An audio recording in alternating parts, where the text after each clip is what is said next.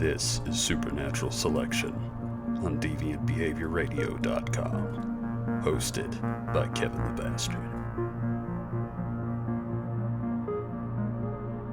Ladies and gentlemen, welcome to the latest episode of Supernatural Selection. I am your host, Kevin the Bastard, and I am so excited this week because we finally are completing my troika, my three-skied sled of co-hosts. One of my newest, bestest friends, Mr. Clark Wayne, the owner and operator of Deviant Behavior Radio, is here with me today. How you doing, Clark? Fine. Thanks, Corbin. So, I hoped you caught on to that. Oh yeah, obviously. No, I'm doing well. How Good. are you today? I'm doing very well. I've got myself a tasty beverage. My tongue isn't hurting anymore, so I don't sound like I lost IQ points like I did in the last episode. I'm not going to ask what you've been doing with your tongue. So. We're not going to go into it. It's embarrassing. Right. Okay. Anyway, so, this week, like I said last week, we're going to be talking about ghosts and ghost hunting and electronic voice phenomenon and things like that. If you're not familiar with it, I'm not going to tell you to look up ghost hunters because that is bullshit. Yeah, don't do that. Yeah. Now, Clark, you actually were a ghost hunter for, what was it, 4 years? Four and a half years, yeah. It's pretty interesting stuff. That's really, really cool because, I mean, it's, I don't know. There's a lot of hauntings in the South. Mm-hmm. I mean, Vicksburg. we are, yeah, oh God, I grew up in Vicksburg. And everything's haunted in Vicksburg. Everything is haunted in Vicksburg. It's like New Orleans. Oh God, yeah. I mean, it's right on the river, and something about flowing water and spirits, it seems to attract them. Yep. And I lived in Vicksburg for like the first 10 years of my life, and I had some very bizarre paranormal experiences over there, and we can talk about that later. I lived there for, I think, a year. Oh, yeah? Yeah, but I was a baby. So oh, yeah. Like I said, I'm not a big fan of ghost hunting shows, and it's not... Me either. It's not that I have a problem with, like, trying to bring science into the ghost hunting field. I have a problem with, what's the word I'm looking for? Fake ghost hunting? And screaming. It's the whole, there was a noise, but it was the air conditioner kicking on. Yeah. It's like orbs. Yeah, dust, you mean. Yeah. And I've had experiences. One of my friend's ex-wives, we took some photos, and she was like, oh my God, you got orbs. They're ghosts. And I'm like... Bugs. It was raining. Yeah. Raining. What you're seeing is rain. Yep. So rain, bugs, or dust. That's usually what it is. Yeah. Unless it's moving in a weird ass pattern. Which is the standard rule. If you see, that's a rule in general with the paranormal. Like if you see lights in the sky, unless it's like making L shapes and acting weird, probably an airplane. Probably. So, same general rule with orbs. I'll tell you, those shows, they kind of brought attention to ghost hunting, and more people are doing it, but the flip side of that is it's mostly fake for ratings and stuff, so it kind of hurt ghost hunting. So now when you tell people, oh, I'm a ghost hunter, they're like, oh, yeah, right, whatever. Yeah, and it also just gives you a false impression of what you do as a ghost hunter, I'm sure, because, like, they're always out there with a camera pointing at their face to get reactions, and they're screaming, where are you, ghosts? Come out! Fight me, you punk-ass bitch! Oh, you think you're better than me just because you're fucking dead? And that's not how it works at all. No, we didn't do that. We just we were more of a skeptic group. Like, our intent was to try to find a logical explanation for stuff before assuming it was just some kind of ghost. Yeah. And the whole antagonizing, we didn't do that either. Well, part of the thing is, like, if you are one of the people in this world that believes in spirits and all that mess, and poltergeists or whatever, like, if you antagonize something, they can come home with you. Yeah. Attach themselves to you or, your car or whatever and go home with you. Yeah, because it's not just physical objects that get haunted. Right. People get haunted. Yeah. Families inherit ghosts. Mm-hmm. So it's a typical thing, and you really have to be careful with this mess. Even as trying to be a skeptic about some things, why take the risk?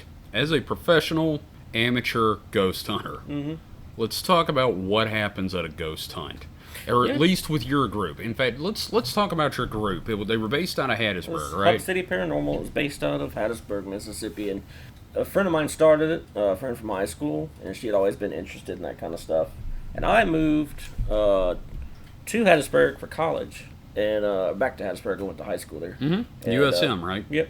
But yeah, I went to USM for a bit, and so while I was there, those basically 4 years, I joined the group, and so we would mostly, like 90% of the time, do residential places. Now they did go off and do like Sloss Furnace, which is in Alabama, I think. I've heard of that. They actually do rock shows there, which is a terrible idea. Yeah.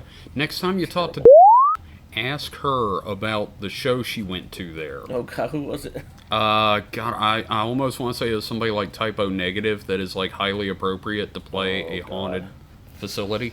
But they did Vicksburg. I didn't really go on any of the travel stuff, the faraway stuff, because I was in college and I had to study and all that mess. Right. But we did a lot of. We did the Decent House, which is around Ellisville, and I think it's the oldest or the second oldest house in Mississippi. Okay. Still standing, but it's right there by Ellisville High School, I think. Okay. That's probably not the name of it, but The high school in Ellisville, yeah, nonetheless. it's like right there, and then right across the street is this haunted as fuck house.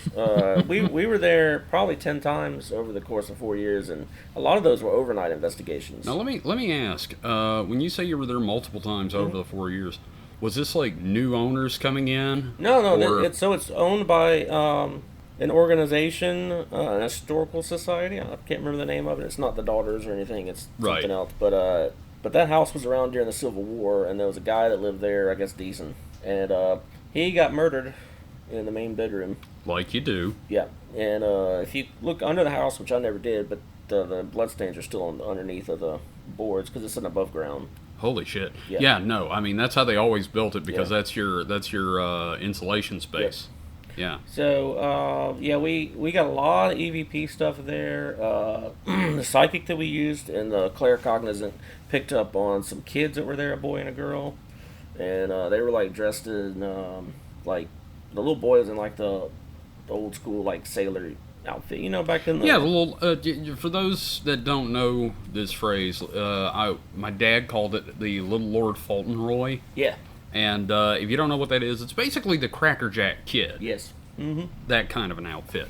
yeah. So Sans hat and little girl had like a little dress on, but they were both maybe like 6 or 7. So I hate to think that maybe they died from some kind of fever or something. But hopefully they weren't murdered or anything. It was probably a fever because, I mean, like, that's the reason why everyone had so many kids back then. It's because it's the law of averages. If you have 12 kids, you're probably going to end up having 3 make it through childhood and then hopefully not get shot in a war. That's like opossums have like 13 babies. Oh, there's a word for them, but Yeah. But yeah, we did the Decent House, so there was a lot of EVPs. We got so many EVPs from that place. We even stayed one night on the anniversary of the date the guy was murdered. Oh, that must have been fun. Was way more active than usual, I can imagine. but it was pretty neat. But we mostly did residential. Like we did another place in Ellisville. That was where I saw the little girl ghost feet, as I call it. I'm sorry, little girl ghost feet? Yeah, it was. I saw me and another investigator were in a room. Lights were out. We had the infrared camera pointed not in the right place. Obviously, never happens. I really think something affects the human mind on ghost hunts and like paranormal investigations, where no matter where you set up the camera, it's the wrong spot. it's the wrong spot. Either they're making you do it, or they know, They and they're probably gonna. know. They're probably like, Yeah. I ain't getting no camera. I'm not doing. No, y'all didn't give me the sign of release. I'm not doing nothing, sir. So I'm sitting on the floor, and he's sitting on the other side on the floor. And we're both kind of looking in the same area, and I just observe. He's sitting there like talking to whatever, and so I'm just like Which looking. let me ask, what sort of stuff do you talk to a ghost about? Do you ask it like, are you there? Is there anything If you you're want to there, tell yeah, us? because we had we had digital voice recorders to pick up EVPs, and How effective would you say that is usually? pretty effective. It's probably the most effective piece of equipment we had because they couldn't hear it answer right away. You had to go back and listen.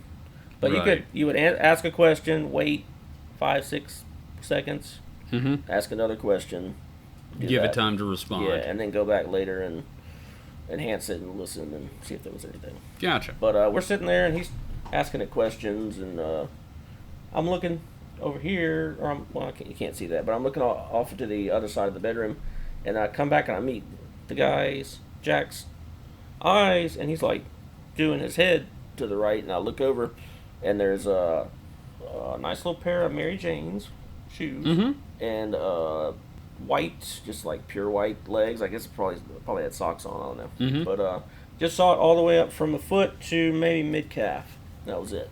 So, like, that's as much as this one could, like, manifest. Yeah, and as soon as Jack saw it, he would move slowly for the camera. As soon as he did that, it disappeared. Well, that's fucked up. Yeah. I'm not gonna lie, probably would have pissed my pants if I had seen that. But we known that there was like a little girl in there because our psychic and our claircognizant, they were both there at that time. They picked up that there was a little girl, and I think that's the one that talked to me later that night. And we're gonna get into that here in a second, but you keep saying claircognizant. For the people that don't know, could you explain what a claircognizant is? So claircog, I'm sure everybody's heard of clairvoyant and all this other stuff. There's different terms like clairsentience and stuff, but claircog is somebody that gets information downloads into their head. It's different from like a quote-unquote psychic, because I feel like most people think psychics are supposed to just know everything that's going on at all times. Now, psychics pretty much are like a reach out and grab the information, pull it back. So a claircog is somebody that, like, the information is placed in their head. Yeah, it's like a download. Like a lot of times it's like a GIF or a GIF or however you say it, like a little 5-second video clip. You see something, or you look somewhere. Yeah. And you know that something's supposed to be there. Like one time, our claircog, we went to this other house, and so there's always a rule with the psychics and the claircogs that if we're going somewhere, we're not telling you where we're going. So they can't do any research. They can't fake it, basically. Right. We would just tell them, we're going 2 hours outside of Hattiesburg. Okay. Well, that could be anywhere. Sure. So we pull up, and as soon, like before, I was in the car with the claircog, and before we even got there, he was like, all right, there's going to be 3 brick posts in the front of the house. He'd already seen the house. And then we pull up, sure enough, there was 3 brick posts, which is kind of odd. Usually there's 4. Yeah, no, I was going to say 3 is a very odd number for a house to have. 1, and then a staggered one, and then 1 on the other is a porch.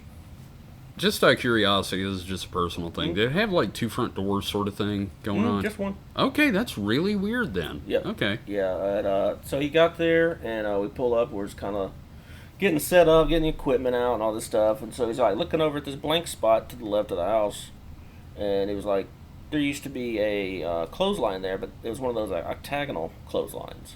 Yeah, the rotating ones with the different. Pole. Yeah, I know exactly what you're talking about. We were like, okay, and then so the relatives of the people that had owned the house, it was an empty house, people had died, came up. We were like, hey, there used to be a octagonal clothesline there. They were like, how did you know that?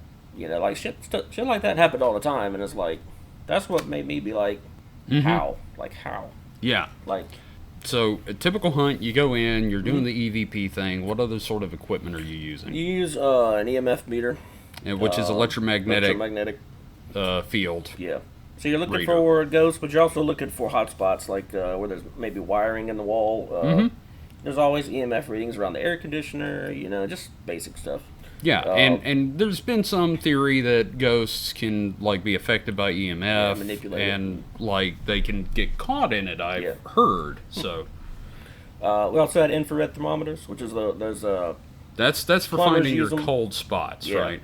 This is a kind like if you're checking your grill and you don't want to stick your hand in there, you can buy them at like various places. It's like a laser thermometer basically, where you just shoot it at a spot and it tells you the temperature. Yeah. So that's the other thing. So when we got there, like somebody would take the EMF meter, go around the whole house, try to find hot spots, and then the other person would take the thermometer and go around looking and for try cold to find spots, cold and hot spots, and see. And then later on, of course, we write all that down and mark it down in the book. And then when we're actually doing the investigation part, we pick up something, we're like, hey, that hot spot's not supposed to be there, or that cold spot. This was not registered before, right? So you're looking for variations in your original readings. Yep. Gotcha. So I also had handheld infrared cameras set up, usually in rooms we're doing investigations. How effective is that? Because I know cameras really don't catch a lot of... Not the handhelds. You know, it was kind of weird. Like we also had later on, after we'd been doing it for a couple of years, we got a complete infrared security camera system. Like the big old digital hard drive with like the 6 cameras. Right, with the wireless stuff, and you just set it up and it all feeds into the main unit. Now that came up with some pretty interesting stuff. Nothing like apparitions, but stuff getting knocked over. Object movement. Yeah. I love those videos on YouTube, especially the ones where it's not like next to a wall where it's obvious someone has done something. Right. Because, anyway. Did you see that movie about the house in Florence? I didn't. You got to see that. That was interesting. Florence, Mississippi. Yeah. Is it on YouTube? Maybe. It was on Amazon, I think. I'll have to give you the name of it, but it's about this severely haunted house in Florence. Okay. I drove by it. It's creepy. Well, we're going to set up a blog page on the website soon so that I can start putting show notes for each episode with links to all the things we talk about. So, we also had a ghost spirit box, which is basically a radio frequency sweep scanner. Which, if anyone here has watched Hellier already, they use that quite a bit. On the show, I know they will put the headphones on, and they're noise-canceling headphones, so all they hear is the radio dial sweeping back and forth. And the people will ask the person that cannot hear them questions, and when the person hears something, they'll say it out loud. And the number of times it syncs up and means something, at least in the edited episode, is rather staggering. So that's that sort of thing. Is that what y'all did? No, we didn't. So we didn't have a big budget, so we didn't have a lot of fancy equipment. We kind of made do with what we had. But we also had I could not come up with the name of this. It was a custom made piece, and it's just a little box, and it has it comes loaded with like 1,500 words, and you can add words to the library. Right. And the Laura, the head of the club, put everybody's name in there that was on the ghost hunts, and which is a good idea. Yeah, and did some other stuff, but I can't remember what the name of it's called. But they just manipulate it, and it's not like the radio thing where they're picking words from a song or an ad, or just stuff they think they hear in the static. Yeah, they just pick it out from the library. So it actually just goes like, okay, I need to tell them that like I don't like dumplings. Yeah. So. Susan not like dumplings. Yeah. It was kind of like that. It was like we talk about this, and it makes me think about. Have you ever seen the movie Congo? I don't think so. Okay, it's Michael Crichton movie. It's about a gorilla that knows sign language, and they give it a glove where it can do the Cuba Gooding Jr. Maybe I don't know. This is the one that had like Anthony Hopkins. No. What am I thinking of? I don't know, but this had like Bruce Campbell and Joe Don Baker and already quality actors, and Bruce Campbell had a part in it. But like this Amy had like a glove where she would do sign language and it would translate her sign. So Amy, pretty monkey. Yeah. So basically like that. Yeah. I was thinking of that. That's the movie. That's the movie right there. Yeah. Well, that's It had Ernie Hudson in it. Who am I thinking of then? It's a terrible movie, but it's also a great movie. You know the kind I'm talking about, where it's like, this is not going to win an Oscar, but it's a fun movie because it's got a laser frying gorillas. But Instinct is what I was thinking of. You're thinking of Instinct, of course. Another gorilla movie. Yeah. Yeah, that's fine. So you had you basically had the Pretty Monkey Box. I had a Pretty Monkey Box. If you know what I'm saying. Oh yeah. Shit. I've had a very tall drink before this, so this is gonna get real silly. So, all right. So you had your what was it, spirit box, basically? I had a spirit box, and then whatever you want to call it, a monkey box. But the monkey box, and. But yeah, that's we just go into the rooms, have the camera set up, and a voice recorder, ask whatever's there, questions. We'd be if it was a residential house, we'd probably be there like where actually people lived. We'd be there maybe 2-3 hours. The decent house, nobody actually lived there, so we would stay 5-6 hours. Sure, yeah, because overnight, yeah, you're not inconveniencing anyone. Yeah, But 90% of what we did was residential, and we did go to one place in Oak Grove. I had a rule that I did not do poltergeist type stuff. That's understandable. And they kind of tricked me one time. And got you to do one? So we're going to this house in Oak Grove. I was like, okay. So I get there, and there's other groups there. SPARS, Southern Paranormal. I'm familiar with them. I've actually run into them at a few conventions over the years. And so they do poltergeist type stuff. They were the only ones in the area that did that. And so when I saw them there, I was like, And sure enough, there's always a teenager. It's always a teenager with this poltergeist type crap. It's always like that, and it's usually a adolescent girl that's just recently going through puberty. And I really find that interesting, that the whole thing is basically seems to be tied to a coming of age. Yeah. And as soon as the hormones die down, the haunting goes away. Yep. And what do you think the reason for that is? Because I've never been able to... I don't know. Well, here's something interesting that I have thought of, though. Like, originally, humanity as a tribal species was... before modern humanity was very matriarchal. Yeah. And the leaders and the spiritual leaders were female. Yeah. And I think it may be tied to that like once that some women hit a certain age and the puberty kicks in, they're open to another world. Right. And like they have an extra sense. They can see these things, they can sense these things, they can do these things. And modern society is sort of put the kibosh on that, because we switched from a lunar cult run by females to a solar cult run by males sometime in the past. Okay. And I think that this is a holdover from that, and that's why women. And we don't have guides to teach women that have these experiences. Well, this is how you control your abilities. Yeah. So it goes nuts, and you have stuff happen, and they have these voices come out of them. Because they're like, have you ever read Dune? I watched Constantine. Okay, that's not Dune. I know, but... So what I'm saying is... There was that scene in the beginning with the girl and the...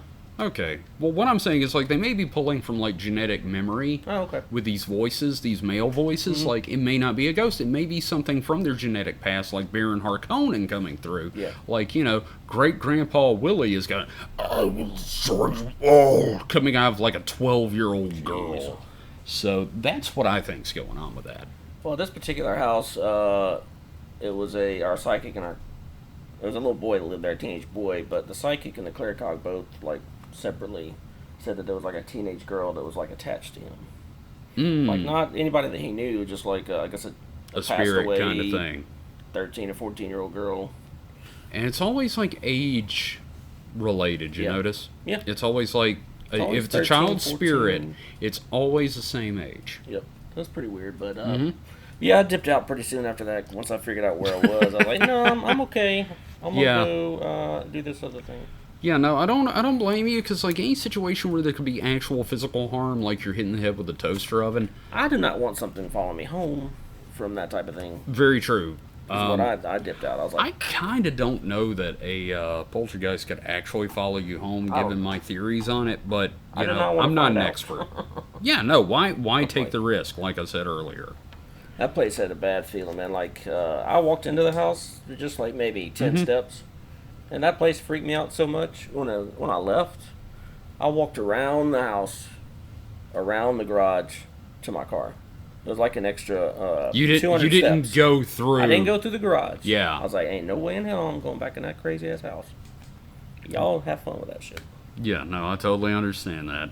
Because there have been several situations where I've been in a house, like, I have some friends that rented this one house that you walked in and you're just like, hey, I'm not big on like the concept of feng shui, but like the feng shui in this house is fucked. Yeah.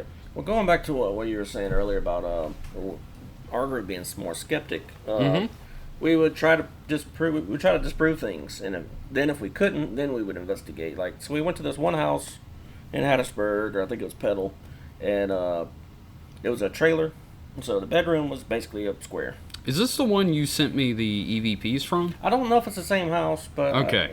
it was at the same time if it was the same house. Okay. Because we did pick up some stuff out there, but I think it may have been a different place. Okay, but, because I want to talk about the EVPs later, yeah. but let's continue. So we did we went to this house, and they were like, the homeowners were like, we get this weird feeling in our bedroom.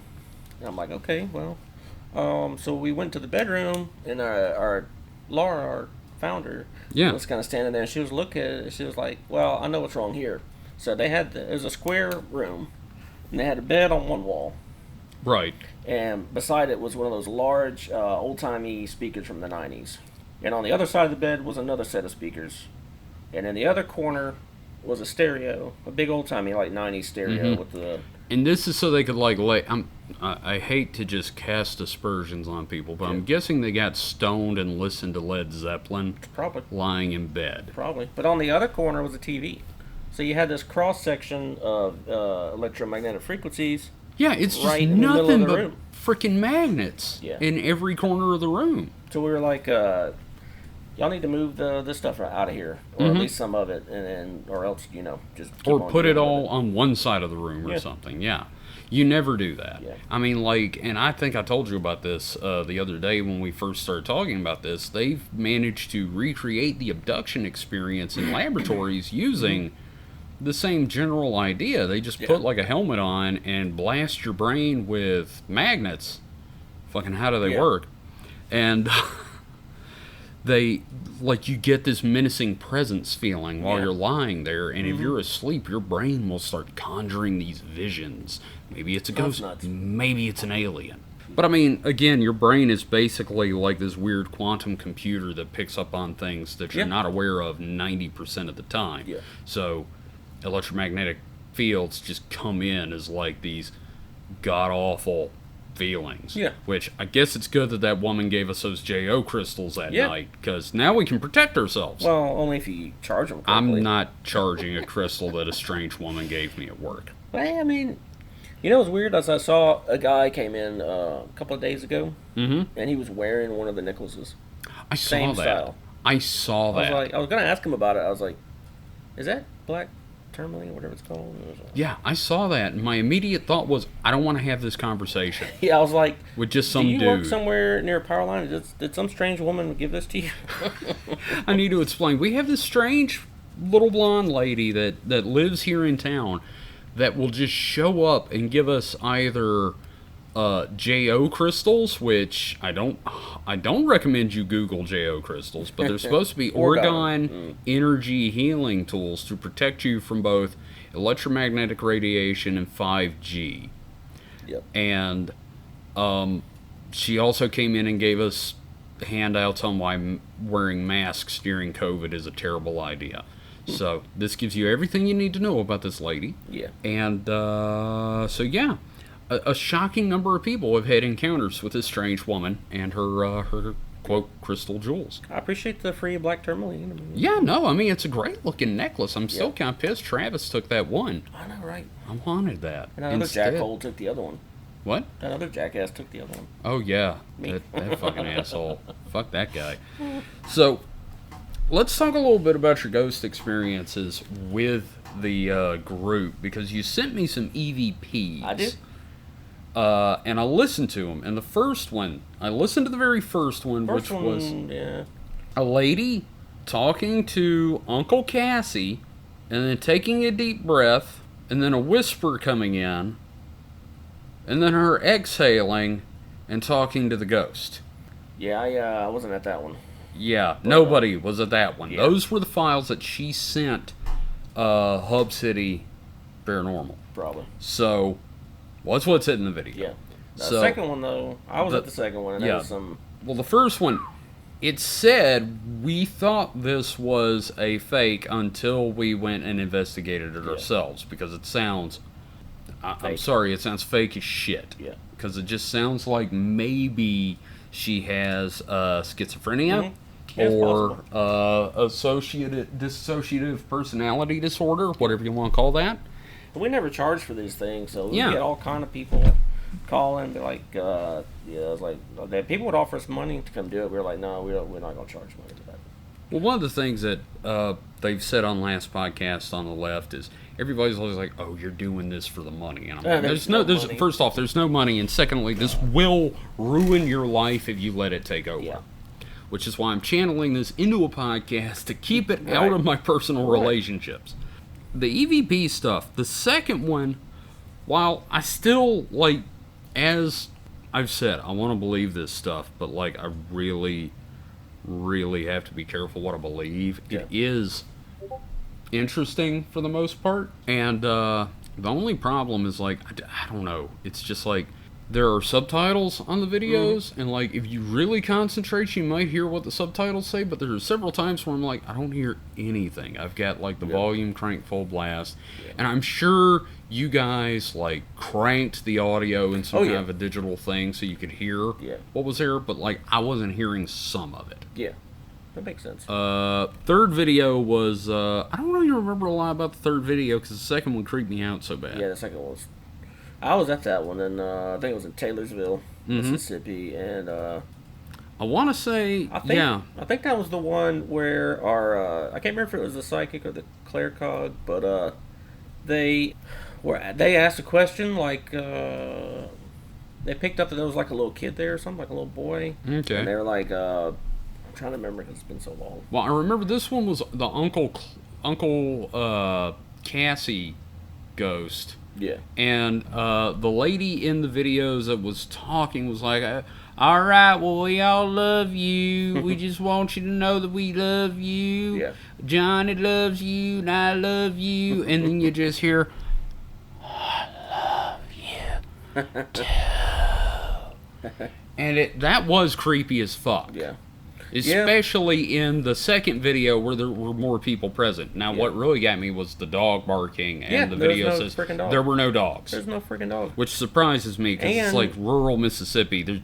I would expect there to be like 6 dogs under the porch. Well, I don't think anybody heard it when it happened, is the other thing. Like, okay, see, that's some really good context I needed. Because most of that stuff we don't hear. Like, sometimes you'll feel, I think in that second video, one of the investigators felt something like you were talking about, breath on their neck or something, or like a brush. Yeah, because somebody was like, "Did you just grab my leg?" Yeah. And I was like, "What the fuck?" Yeah.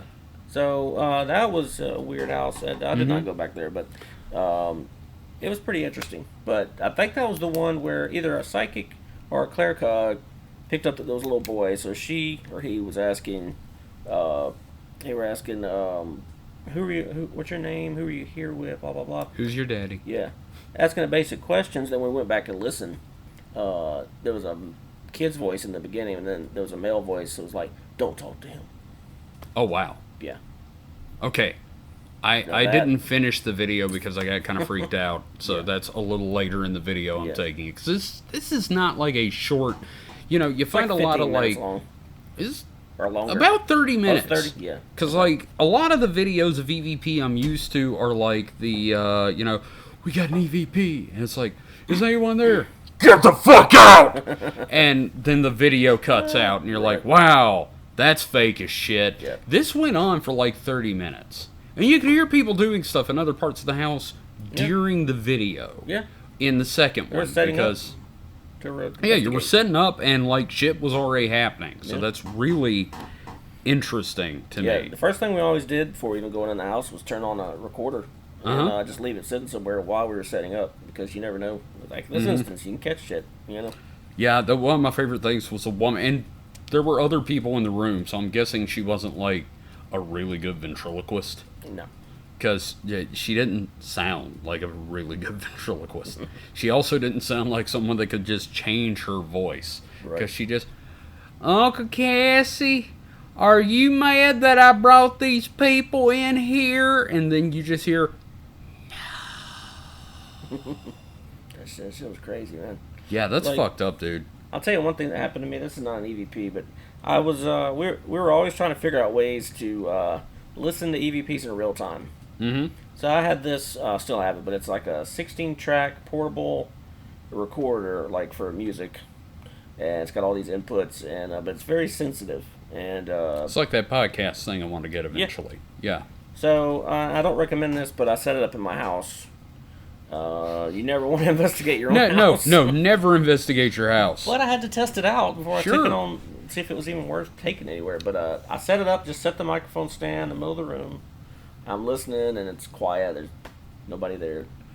I say, if anybody's there, can you tap on the microphone? So like a second. Then I hear when you tap on a microphone stand, the microphone picks it up. Boom, boom, boom kind of thing. Yeah, it's not like a... Yeah. So I was like, okay, that could be anything. I was like, all right, well, can you do it again? And again, boom. And I was like, all right, I'm done.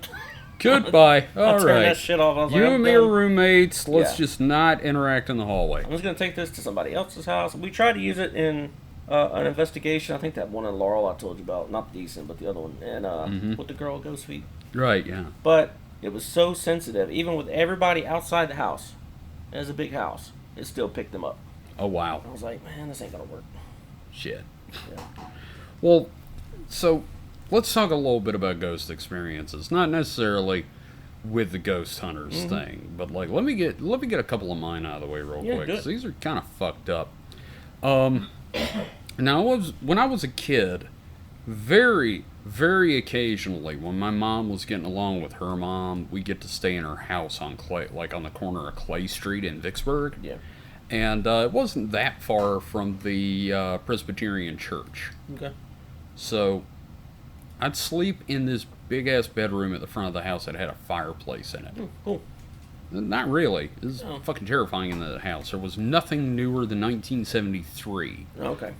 Like the TV in the front room, like you couldn't go watch TV because to turn the TV on, it had a literal clicker that if you hit the power button to turn the TV on, it made this loud ka-chunk, Yeah. and it would wake up the whole goddamn house. Right. So I'm like bored, and like I'm laying there trying to sleep. The stoplight's changing on a timer, so like red and green lights coming through. I get bored. I go looking through the house of all this old abandoned shit, right? Yeah. And I'd walk into the, I don't want to call it the living room, because the living room Parlor? was next to, yes, the parlor. Thank you. Yeah. Because this was like a above ground, and when I say above ground, like the front yard was like on a hill, and the back of the house was held up with supports, and had like a 12-foot staircase leading down to the backyard. Yeah. So I'd go in the parlor and just look out the window, and across the street was my Aunt Letitia's house. And Aunt Letitia died in like 1963, 64, somewhere in there. It's my mom's aunt, so my great aunt. Yeah. And nobody lived there. Lee was one of those people that would not rent out property. Something lived there. Oh, something was there. It wasn't alive. So, like, it was locked. And every couple of weeks, Lee would go over, unlock the door, and just make sure there weren't any hobos or homeless people squatting in there. So, I really want to emphasize everything in this house was exactly as it was left when Letitia died in the 60s. Now, she died then. Lee did not keep the power, gas, or water turned on in that house. Did she die in that house? Huh? Did she die in the house? Oh, she died in that house. She died in the bedroom. Oh, boy. Which faced Clay Street. Yeah. So, I'm laying there. Or, I get up and walk around, and I go to that window and just look across the street thinking, I've never been in this house. Why don't my mom and step-grandfather let me into that house? And then There's a reason. the light turned on in the front room. Again, there have been no utilities on in this house since the 1960s. The light turned on, and I watched the silhouette of my great-aunt Letitia get ready for bed and turn the effing light out. Then I'd go back to that bedroom and lay there staring at the ceiling, praying to God to protect me from whatever the fuck was in Vicksburg. That reminds me of the time, I'm assuming it was Mothman or whoever came. Irving Mothman. Was in my room and was talking about Atlanta. Atlanta? Well, I was like 16. I think I was 16. Like, I remember you telling me about this, but I don't remember the details. I was in my room and it was like middle of the night, probably like 1 or 2 in the morning. I woke up, which I never really do, but I woke up and there was this thin little, almost like Slender Man, but this was way before Slender Man. Oh, yeah. Tall, skinny, something in the corner. You could see the outline. Mm-hmm. And, Did it have glowing red eyes? I don't remember that it had any eyes glowing, but Because I was like scared. Thin shadow. Yeah, because I was like, you'd think, like, oh, well, if I see a ghost, I'm gonna get up and beat its ass. No, you're gonna. Nobody. If you think that, you are an idiot. You're gonna. If somebody's in your room, you're like, they could have just killed me. I don't know. Yeah. But so I was like, covers over the head. And then it started talking. It was like, Atlanta, and it said it like 2 more times, like Atlanta. And I'm like, I've never been to Atlanta before. And then like a few months later is the Atlanta bombing. Oh, The right. Olympics. Yeah. I remember that. Holy shit. 96, right? Yeah, somewhere around there. And That's I'm crazy. like, why are you telling me, like, I'm in Hattiesburg? What am I gonna do? I'm like 16 years old. Why Yeah. are you telling me this shit? What the fuck am I gonna do for you, Ghost Man? But I don't know if it was the Mothman or just something. Yeah, one of the things we talked about is the Mothman typically is a precursor to disaster, so that'll happen. So why Yeah. it was telling me that, I don't know. Like, I don't know, man. I don't know. Maybe it was like the zeitgeist of the nation kind of latched onto you for a second. I don't know. but I was scared shitless. Like, Yeah. I finally climbed out of the covers. It felt like forever. It was probably like 10 minutes, and nothing was there. And then I got up and turned the light on, and nothing was there. It's not even like Not even like a hat rack or anything. no. There's Wow. nothing in that corner. That's messed up, dude. Yep. The only other I've had I've had a few weird experiences. Like the most pronounced one was back in 04. Way back in 04. Back in the aughts, back in 04. Is that 1904? It's 2004, 2004. But my mom was diagnosed with cancer when I was in sorry. 4th grade. And she lived for, God, 2 decades afterwards. Oh, okay. So, like, she had a long life. Yep. But, like, you know, she eventually succumbed. Mm-hmm. You know, she went in the hospital. Yeah. And my mom's biggest fear was that I wouldn't know how to live as a human adult. Right. So, I think that's every mom's. it really is. Like, oh my God, he's going to die on the street. And I'm like, not yet, but, you know, I'm still young. Yeah. It could happen. But anyway, she passed away.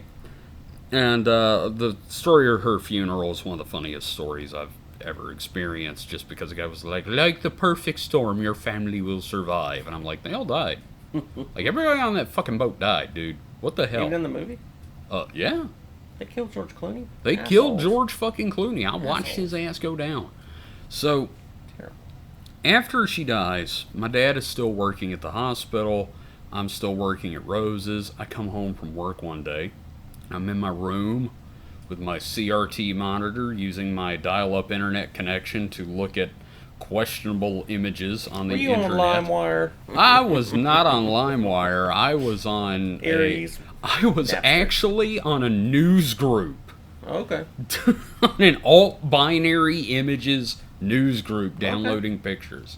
Anyway, so I hear the back door open and shut, and the microwave start, and I'm like, oh, Heyman's home early, which I called my dad Heyman. Yeah.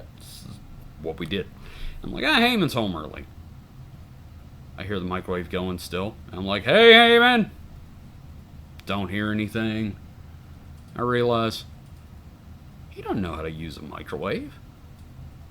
I get up and go in the kitchen, and the door's unlocked, which I locked the door because I lived in South Jackson. Right. You do that. Right.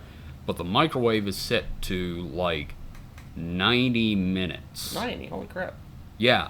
Not anything a normal human being would set it on. Right. And my immediate reaction is, I just say, hey, Mama, I know you're worried, but I got this, okay? You don't have to try to cook for me. I'm okay. Was anything in the microwave? No, Thank it was goodness. empty. Can you imagine if you would have been at home in like 90 minutes of anything in the I microwave know. for 90 minutes? But, like, I tell her, it's okay, I got this handled. I know how to cook now. I can handle this. I know how to make ramen. And then the microwave shut Oh, off. shit. And I almost shit myself. And when my dad came home, I told him. And he just goes, oh, she was looking out for you. I'm like, how the fuck are you this calm? Why have you had all these fucking paranormal experiences in your past that you're just like, oh, that's normal? Right. Like, he used to chase fucking ghost orbs through the cemetery when he was like 9. And I'm like, nobody did that. How do you tell somebody that like it's normal? Like, oh, you ever chase them fucking hellhounds? No! You fucking weirdo. The Hounds of Baskerville. Yeah. So, yeah, which leads me to, Yes. let's talk about a personal experience of yours, one that you told me about before the show. Which one? Let's talk about your experience with the afterlife, the source of ghosts. God, my brother is 10 years older than me, and he had a paper out, and it was on a Saturday, I believe, and in the middle of summer, and he had to go collect the money for the paper routes. And I just picture that kid from that John Cusack movie. Give me my $2. Yep. Well, luckily we were in a car and not on a bicycle. Okay, that's good. But so he's 17, I'm 7, so we're driving. He's driving, I should say. Did you have the beard then? Nope. No Okay. beard then. That's weird. Really? Because I'm just picturing a 7-year-old with like this massive fucking beard.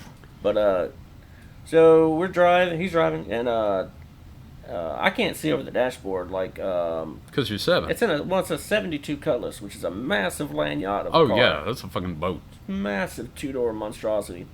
And so he's driving down 80 from Jackson, Mm-hmm. and it's probably like 8 o'clock in the morning or 9 o'clock, and this woman had been bar hopping all night. That's back in Jackson where they bar stayed up until whatever in the morning, 6, 7.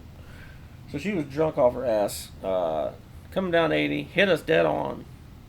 She ended up breaking like both her legs and one of her arms and all that. Okay. Flipped her car. Not to be an ass, but good. Yeah, good. My brother was okay. He had a seatbelt on, but he hit his chest on the steering wheel and bumped his windshield with his head. Not too bad. I, on the other hand, did not have a seatbelt on, thankfully, because, as I said, I could not see over the dashboard. The doctor later told me if I had a seatbelt on, it was one of those old belt kind, not the kind that Oh comes yeah, across the your kind chest. that probably would have friggin' bisected you. Yeah, well, he said I would either be horribly disfigured facially because my head would have hit that dashboard, like right on, or I'd be dead. So what ended up happening is the hand crank on the window went in my knee. Eesh. Yeah. The engine came through the firewall. I hit my head on that. Had to have staples in my head, like 7 or 8 staples, and a bunch of stitches on my knee. But I remember, of course I was knocked out. So I just remember being in this place. It was bright, clean, calm, and there was like 10 people standing there. And I didn't have any idea who these people were, but I somehow knew that they were related to me. Mm-hmm. Somehow, and they were like, welcome. And I'm like, I don't really want to be here. Like, I got life to live, And they were like, well, you can go back down, but you're going to have a life like pain. And I thought they were talking about, like, pain from the accident, which I was, like, prepared for. But yeah. So I wake up in the hospital after that, and the doctor has his whole hand in my knee, like, digging around looking for debris. Ugh. Isn't that terrible? And, Yeah. That was it. But I don't know where I was. I'm not going to say heaven. It was somewhere. There were people there I'm pretty sure were related to me. That's it. That's really actually pretty fascinating. And, like, I just hope it wasn't like the pedophile crew of the afterlife. Like, every time a 7-year-old goes into the afterlife, all these guys, hey, little boy, you want to stay with us? But, I know 7-year-olds have a good imagination, but I'd never even heard of a near-death experience before that. Yeah, see, I had a friend that had the same experience. He had a similar experience, but he actually went to hell. Oh, God. Like, he went to darkness, and there was screaming, and the How old sound was of... he? Like 6. How the hell? He drowned. He drowned at a pool, and they revived him. Jeez. And Why he would had he a... go to hell? This guy's a neo-Nazi now. Oh, okay. So that'll happen when your life is pretty much fucked. So he went there, and there's gnashing of teeth and screaming, and like it sounds like that hole they drilled in Russia where you can hear the screaming of hell at the bottom of it. Yeah. He described it, and it sounds kind of like that, but with like more teeth gnashing. Jeez. So that's horrifying. Hell yeah, it's horrifying. So Especially I mean, if you don't know, like, so does that mean you're just predetermined to go one place? I think he was predetermined to go one place. I honestly think he went there and it reinforced. Yeah. Because he was like, well, this is where I'm going, and there's no changing it. And just, like, dove in feet first. Well, that kind of dovetails with my theory on ghosts in general. I do want to talk about that because... No, we're actually getting to it Okay. now. Because now that we've talked about, like, you know, our experiences, and, like, you've had a near-death experience. I've got some friends that have had a near-death experience. I don't really tell people that much because, you know, you get your common reactions like, oh, yeah, sure. Well, Does your brain not have no oxygen in? Well, you did have a head injury. I'm Yeah. like, yeah, obviously enough to kill me. Yeah. I mean, like, yeah. Yeah, so... Yeah, I don't really have an explanation of near-death experiences. I don't either. Yeah, I don't have a working theory on that. It doesn't fit into my whole super spectrum idea. This is a unique experience that happens only to humans that we know of. Yeah. Because, I mean, you can't shoot a chimp in the leg and let it bleed out for a while and then bring it back and you're like, what'd you see? Well, if they know sign language. Well, still, they found out that Coco the monkey, they taught it sign language, but like the shit it was signing didn't mean anything, Oh. and like the two people that raised Coco were just making this shit up, translating for it. That makes sense. Yeah. Yeah. So as I'm sure the monkey was the ape was like doo doo caca pee pee hat. Bowling ball, and they're like, "Oh, she's happy to see you, She wants Mr. to go Rogers." bowling with you. Yeah, the only thing we know for sure is she was really turned on by Robin Williams because she grabbed his nips. Well, Because he was a hairy dude. he's pretty hairy. Yeah. He was. So, theories on ghosts. Like, since we've talked about this, like, I'm guessing you kind of have some belief in this. I consider myself a pretty skeptical person, but 4 years of doing that stuff and just there's too many fucking coincidences. Like the stuff kept happening over and over again. Right. You'd hear things, and you would ask something to knock the wall, and it would do it. And then you'd ask it again, and it'd fucking do it again. What the hell was that? I don't know. That's the thing. I don't have an answer for that. Well, I kind of have a theory about that, but we'll get into my theory later. I do have a because theory. I want to hear your theory. My theory is you've heard of the law of thermodynamics. Of course, that's hot dynamics. Yeah. Energy cannot be created or destroyed. Yeah, same as matter. Yeah. Basically. Yeah, and we live in an entropic universe. Yeah. You cannot make a perpetual motion machine because of the law of thermodynamics. Yeah, that and I know quantum physics. I'm sure Mike could weigh in on that later, but quantum physics has a problem with that law because I think it. Quantum physics the laws of physics break down on a quantum level. So we have quantum physics and normal physics, and the grand unification theory that they've been looking for years is supposed to link those two because otherwise the universe makes no sense. Right. So my main theory is so when we die a traumatic or unexpected death, that our conscious energy, our consciousness either stays behind or a copy of it. A copy of the energy signature stays behind. It's not very scientific, but I think it stays. But the rest of the people that die, like I died, had that near-death experience or whatever, and came back. I think if you die normally, you can choose to either come back reincarnated, or you could stay in heaven or wherever you want to stay, or you could stay here and haunt the fuck out of people. Sure, is what I think. But there's no scientific basis behind it. It's just, I think, what are we? We're walking sacks of meat and bones, and the only thing that makes us is a little electrical energy and this little meat thing up here. We're basically monkeys with anxiety. Yeah. So I totally get that. If you look at it from an energy standpoint and you look at the law of thermodynamics, it can't be destroyed. Well, then where the fuck does it go when you die? Yeah, exactly. It transfers somewhere. See, this kind of works into my theory a little bit, and this has been something I've thought about for a long time over the last, say, 3 or 4 years. Like, okay, you can't, like, quantify the soul as a physical existence, the spirit, the consciousness, whatever you call it. And every time something happens in our brain, it's technically a quantum event. Yeah.